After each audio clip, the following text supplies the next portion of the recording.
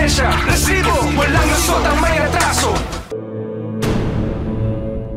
26 anyos na binata mula sa Taytay, Rizal tinutugis ng mga otoridad dahil sa panggagahasa umano sa isang menor, pero lumalabas na hindi lang isa ang kanyang biktima kundi may 3 pa. Mahuli na kaya ang tinaguriang serial rapist na binata? Bilang na mga oras mo, kuya! Ang 13 taong gulang na dalagitang itatago namin sa pangalang Marie, kinaibigan, tinulungan, pero kalaunay pinagsamantalahan daw ng may-ari ng isang computer shop na kanyang tinatambayan.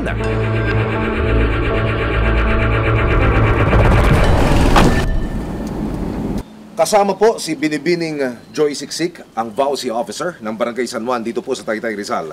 Pupuntahan po natin yung lugar ng pinangyarihan ng krimen kung saan po nag-ugat ang reklamo at ang kaso. Mula po doon sa main road, medyo malayo ang lakarin. Yung looban ho'y medyo makitid. Narito ho banda sa area na ito. Halika, ma'am. Papasok po tayo dito. Papasok pa tayo. Sikip po pala rito. Ano? Ito lang po talaga. Makitid. Nasaan ho yun? Dito lang po. Yan, pagpasok mo. Ito ho. So, wala nang bahay.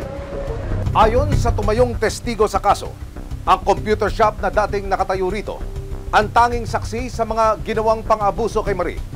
Sa mga sandaling ito, wala na hong istrukturang nakatirik pa. Isang bakanting lote na lamang ito ngayon. Ayon sa kanyang inang sinanay Aida, April 2020 raw nang magsimulang maging matulungin sa kanyang anak ang binatang si Jello o mas kilala bilang Angela Bautista, 26 years old. Kasi po nagmo-module siya sa bahay, inoperan siya na tutulungan daw siya mag-module kasi marami naman daw sila. Ang binata, lagi rin daw may binibigay na bagong damit at cellphone sa dalagita.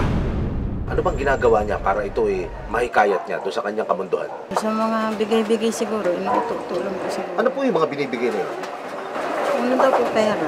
Pera, Sunod, pagkain. pagkain, Mga damit po. yan, yung cellphone. Ay, yung cellphone po, binigyan siya yun ng ano. Pero wala din po yung cellphone, bininta ng kapatid niya. Pero, ang magaan na loob ng pamilya ni Nanay Aida sa binata, unti-unting napalitan ng pagdududa nang mapansing nag-iiba na ang kilos ni Marie. Hindi na po siya lumalabas ng bahay. O lagi daw po tulala, sabi ng pinsan po niya. Tapos hindi po daw naliligo ilang araw. Dito na raw gumana ang mother's instinct ni Aida. Nakumpirma niya ang kanyang mga hinala nang maiwan ni Marie ang kanyang cellphone. Ayun nga po, nabasa namin sa chat. Sabi niya, pangako hindi kita bubuntis. Yung nabasa po namin sa ulit-ulit na po, tuwing Sabado po. Dahil maganda raw ang pakikitungo ni Jello sa kanilang pamilya, hindi raw matanggap ni Aida ang kanyang natuklasan. Mahirap. Hindi po makapaniwala na nagagawin niya yun eh. Nang tanungin ni Nanay Aida ang anak tungkol sa messages na nabasa, dito na raw nagsumbong si Marie tungkol sa kanyang masaklap na karanasan. Hindi lang daw siya isang beses pinagsamantalahan ni Jello.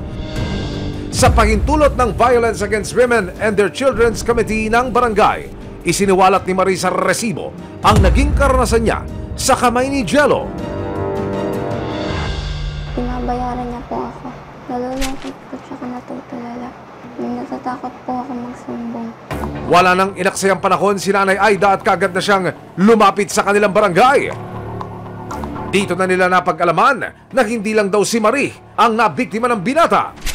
Nakapanayam ng resibo ang 2 social workers ng Violence Against Women and Their Children o VAUSI Committee ng barangay nina Aida at Marie. Kagad daw silang umaksyon na magsampa ng reklamo sina Aida sa VAUSI desk noong April 2022. Ano po ang ginawang aksyon, kagyat ng inyong tanggapan nung matanggap po itong reklamo na ito, ma'am? Ikinento niya po na nagkaroon din po sila ng pag-uusap. Nung una ay pinilit po siya. Kalaunan po ay may mga ibinibigay na po sa kanya. Nang lumabas ang medico-legal ni Marie, positibong hinalay ang biktima. Ang binata naman sinubukan pa raw makiusap sa pamilya ni Nanay Aida. Nung kinumpronta nyo, nag-usap kayo agad, hindi? Itong suspect? Opo, nasabi ko bakit ganun na. Ano po sagot niya? Nangingi po kasi ng tawad. Pero giit ni Nanay Aida, a big no! Kung sakali humingi ng tawad, tutuloy niyo pa rin o i-atras niyo na? Ano lang po, tuloy na. Ang iba namang mga biktima ni Jello na-rescue na raw at kasalukuyang inaalagaan sa shelter. May isa pong nagsabi rin po sa amin na siya ay hinalay din po ng suspect. Pero sa ngayon po, nasa pangangalaga na po ng MSWD. Sa Bausi Desco ba, ito ba ang unang beses na mareklamo yung suspect na yan? Yung inireklamo po na yan? Bali, 2 beses na po. July ng nakaraang taon, ibinaba na ang warrant of arrest laban kay Jello. Kumilos agad ang CIDG DSOU para maaresto ang suspect. Pero hindi naging madali ang paghahanap nila kay Jello. Meron naman tayong nakuha ng informasyon na siya ay nandun sa Pampanga. Bumuo tayo agad ng tracker team nung nakuha natin yung information na yun at bumiyahe ulit. October 16, 2023, kasama ang resibo, nagtungo ang CIDG DSOU sa Pampanga. Nang makakuha sila ng informasyon tungkol sa kinaroroonan ng suspect, nang makarating sila sa umano'y pinagtataguan ni Jello. Tatawag ako ng barangay, gusto mo? Labas ka kaya? Tatawag ako ng barangay pag hindi ka lumabas. Ilang saglit pa, humarap na ang tinaguriang serial rapist di umano ng Taytay. Jello, hindi ka naka-open time ha? Your time is up and it's time to go to jail. Pulis kami. Matindi ang pagkatago. Nang aaresto ka na, aba, si Jello, may special request pa? Ha? Hindi po.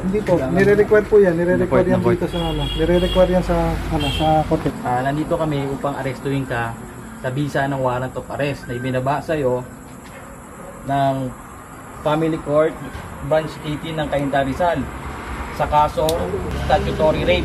Giit ni Jello, simpleng crush lang daw ang pagtingin niya sa dalagita. Magkaroon lang po kumbaga sa crush lang po pero wala pong ibig sabihin. Nakaharap siya ngayon sa kasong statutory rape at paglabag sa RA 7610 o Special Protection of Children Against Abuse, Exploitation and Discrimination. Hindi po ako ganun tao, ma'am, kaya masakit para sa akin. Dito sa statutory rape niya na kaso, no bail yun. So hindi siya pwedeng magpiyansa. Doon naman sa 7610, meron siyang piyansang 180,000. Sa ngayon, patuloy pa rin ang pag-alalay ng vowsy sa mga biktima, kabilang na si Marie. Ngayong nakakulong na ang binata, ang tanging hiling ni Aida. Huwag na po sana siya makalabas kasi baka maulit pa po sa iba yun. May ebidensya, resibo, walang lusot ang may